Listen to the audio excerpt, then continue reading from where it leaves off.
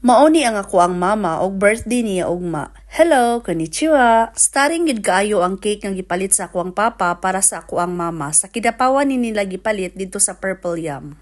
Kay ingon pa nila, lami gyud daw ang cake nga gikan sa Purple Yam. Ang ako ang ikatulong nga manghod ang namalit ani sa KMCC. Pasalamat na lang po ni niya kay nakasulod naman po siya og trabaho so gisabay na lang po sa birthday sa ako ang mama. Niadto po ang ako ang lola, mama sa ako ang mama kay birthday gud sa iyang pinalangga og gwapa nga anak ugma.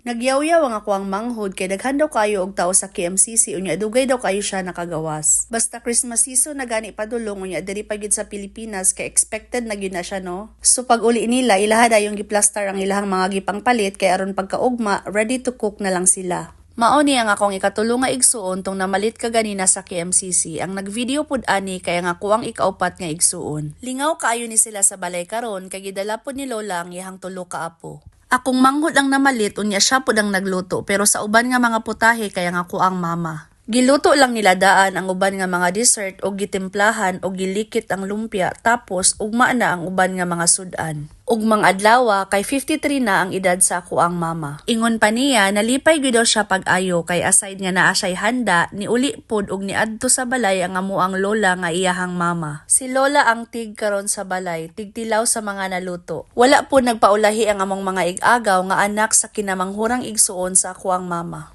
Nanugo lang ko ani og pa-video sa ako ang manghod tapos gipaapil na lang pud nako ang ako ang papa. Maog gyud ni ang iyang paborito nga lugar kung wala siya ginabuhat unya mag-cellphone lang.